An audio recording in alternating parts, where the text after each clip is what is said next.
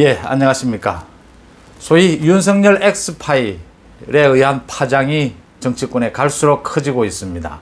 많은 사람들이 윤석열 엑스파일의 내용은 뭔지, 그 다음 보수의 정치평론가인 장성철이가 윤석열 엑스파일을 이 대목에서 왜 거론을 했는지, 그 다음 윤석열 엑스파일이 파문이 이 대목에서 왜 이렇게 커져가는지, 그 다음 윤석열의 대응은 어떻게 해야 하는지, 이런 등등에 대한 많은 의문점들이 나오고 있습니다.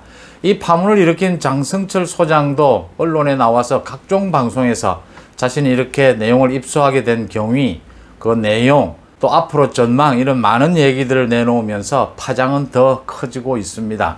가장 중요한 것은 조금 전에 윤석열 전 총장이 여기에 대해서, 윤석열 엑스파일에 대해서 입장을 내놓았습니다. 그러니까 어제까지만 해도 대응하지 않겠다고 했다가 지금 방금 또 입장을 내놓았습니다. 최근에 여러 가지 내용들, 국민의힘에 입당하느냐 입당하지 않느냐, 정치의 등판을 언제 하느냐를 두고 계속 혼선을 조금 빚고 있죠. 왔다 갔다 하는 모습을 계속 보이고 있습니다. 윤석열 전 총장 측이, 그 캠프가 아직도 이 같은 여러 가지 문제에 대해서 좀 갈팡질팡하고 있다 하는 느낌입니다. 윤석열 전 총장은 이상록 대변인을 통해서 저는 국민 앞에 나서는데 거리낄 것이 없고, 그랬다면 지난 8년 동안 공격에 버티지 못했을 것이다 라고 하면서 출처불명의 괴문서로 정치 공작을 하지 말고 진실이라면 내용과 근거 출처를 공개하기 바란다 라고 밝혔습니다. 이어서 진실을 가리고 허위사실 유포와 불법 사찰에 대해 책임을 분명히 해야 한다. 공공기관과 집권당에서 개입해 작성한 것처럼 말하던데 그렇다면 명백한 불법 사찰이다, 이렇게 지적을 했습니다. 윤석열 전 총장은 이어서 장모의 주가 조작에 연루되어 있다는 이런 보도가 어제 오늘 또 잇따르고 있죠. 여기에 대해서도 법과 원칙에 따라 누구나 동등한 수사와 재판을 받아야 한다는 소신을 가지고 있고, 가족이라도 예외가 될 수 없다고 생각한다. 검찰에 재직하고 있는 때에도 가족 사건에 일절 관여한 적이 없으며 앞으로도 그럴 것이다. 다만 출처불명의 괴 문서에 연이어서 검찰발로 확인되지 않은 내용이 보도된 것은 이 주가 조작에 장모가 개입됐다고 하는 것, 정치 공작의 연장선상이 아닌지 의심된다, 이렇게 반박을 했습니다. 윤석열 총장 측이 국민의힘에 입당하는 부분을 놓고서도 여야의 협공에 일절 대응하지 않겠다라고 했다가 또 하루 지나서 입장을 바꿔서 등판을 서두르겠다. 국민의힘 입당도 시기적인 문제가 있을 뿐 여러 가지 긍정적으로 생각하겠다, 이렇게 입장을 바꾸기도 했고, 이동훈 대변인 문제도 있었고, 조금 갈팡질팡하는 모습입니다. 결론을 제가 먼저 말씀드리고 하나하나 여러분들이 갖고 있는 의혹에 대해서 말씀을 드리자면, 윤석열 엑스파일 내용 별 것 없습니다. 여러 번 제가 말씀을 드렸는데 내용 별 것 없어서 거의 다 지난 2년 동안 언론에 다 나왔던 내용들입니다. 그 내용들에 대해서 윤석열 총장 측이 제대로 대응만 하면 이 대선 정국에서 큰 문제가 될 것이 없습니다. 윤석열 총장 측에서 이렇게 좀 허둥지둥 할 것 없이 윤석열 자신이 이제 정치 등판을 어떻게 해야 하는지, 국민의힘과의 관계를 어떻게 해야 하는지에 대해서 거의 결심이 서 있습니다. 제가 여러 가지 취재를 해서 파악한 바로도 그 자신이 생각하는 방향대로 그대로 밀어붙이면 됩니다. 여러 가지를 생각하지 말고, 그런 점을 먼저 말씀을 드리고 하나하나 얘기를 드리겠습니다. 먼저 윤석열 엑스파일 내용은 뭘까? 많은 사람들이 관심을 갖고 있고, 그런데 지금 송영길도 윤석열 엑스파일을 차곡차곡 재고 있다라고 했고, 장성철도 윤석열 엑스파일 20장에 가까운 엑스파일을 받고 의혹이 20가지 정도 된다라고 얘기를 하면서 내용은 왜 밝히지 않을까? 내용을 밝히면 명예훼손에 바로 걸리게 됩니다. 또 이 내용이 그렇게 별게 아니라는 걸 다 알고 있습니다. 윤석열 엑스파일이 수십 가지가 지금 돌고 있는데 요약본도 있고 발췌본도 있고 많이 있습니다. 20가지의 그 의혹 내용은 지난 2년 동안 모두 언론에 다 공개된 것들입니다. 그렇지 않으면 지금 SNS 상에 떠돌고 있는 괴소문, 찌라시 수준의 사생활에 관계되는 문제들입니다. 그래서 지난 2년 동안 윤석열에 대해서 취재를 했고 들여다봤던 윤석열의 인사청문회 국정감사장 윤석열은 여당에 의해서 또 야당에 의해서 집중적인 공격을 받아왔습니다. 지난 2년 동안. 그 내용들이 모두 잘 정리되어 있다. 그 내용들을 정리하면서 좀 보강을 했고, 보강을 한 뒤에 이제 정치적으로 이걸 어떻게 공격할 수 있다 라는 부분까지 평가까지 써져 있습니다. 그 내용이다. 그러니까 이 내용을 어떤 형태로든지 본 사람들 대부분의 평가가 이 내용은 별 것은 없다라는 겁니다. 그럼 두 번째, 장성철은 왜 이 대목에서 이런 주장을 했을까? 장성철은 제가 거듭 말씀을 드렸지만 이 대선 전국에서 자신이 어떤 역할을 하고 싶어 합니다. 장성철 자신이 지금 여러 방송국에 나가서 밝히고 있다시피 야권에서도 윤석열에 대한 이런 리스크가 있으니까 잘 준비해야 한다. 윤석열 리스크가 자신이 판단하기에는 그렇게 보통 일반적인 건은 아니다. 대신 이걸 잘 대비하기만 한다면 별 문제가 아닐 수도 있다. 이게 지금 장성철이 주장하는 것입니다.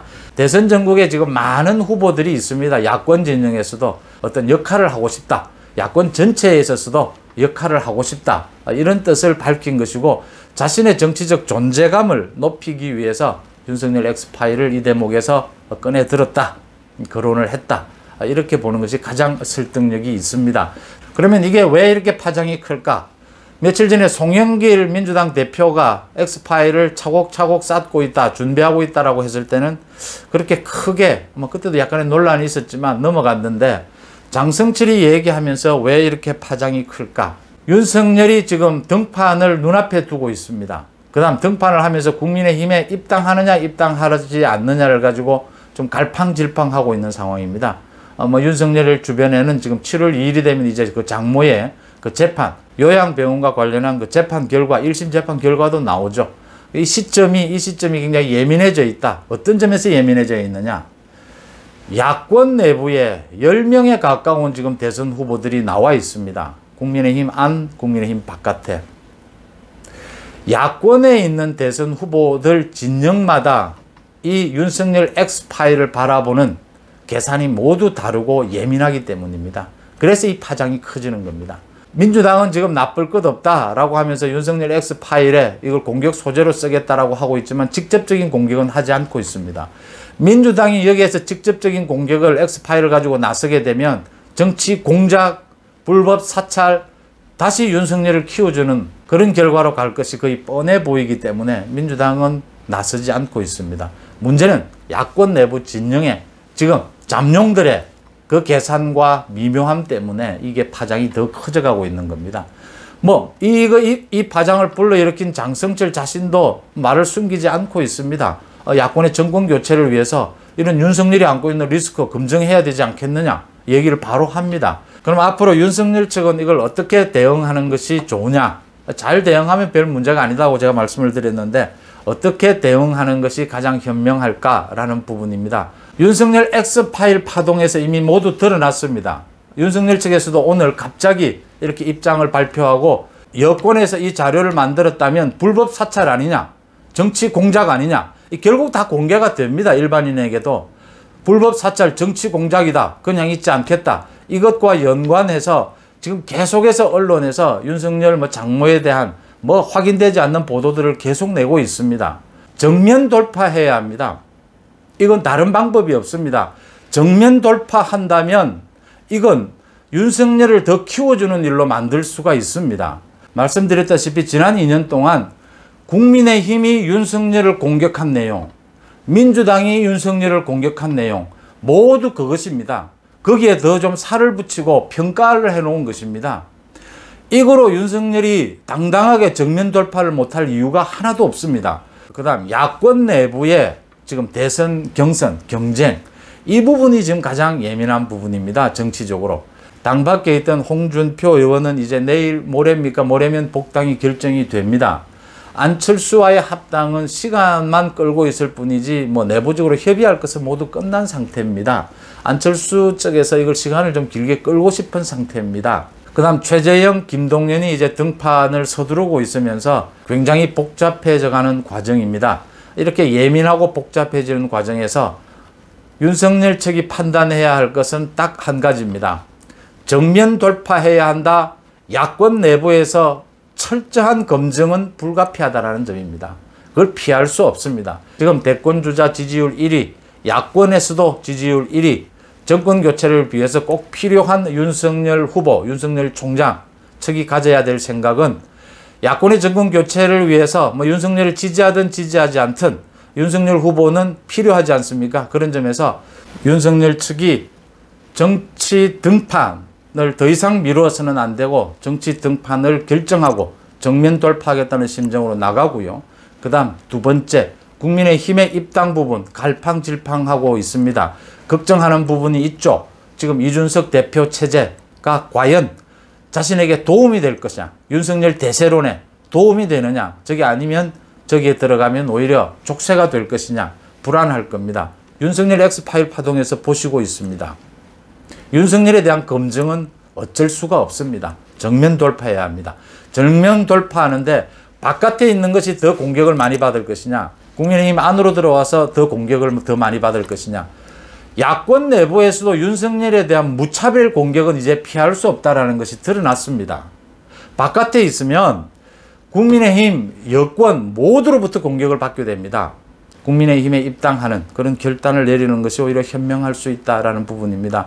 이준석 대표가 당 안에 있는, 현재 국민의힘 안에 있는 자강론, 그 후보들을 중심으로 경선을 끌고 가려 하지 않느냐 걱정할 수 있습니다. 이준석이 또 그런 생각을 일부 할 수도 있습니다. 그걸 막기 위해서라도 당 밖에 있는 것보다는 안으로 들어오는 것이, 이준석 대표가 어떤 정치적 계산을 하고 있다면 그걸 막기 위해서라도 오히려 당 안으로 들어오는 것이 더 현명하다.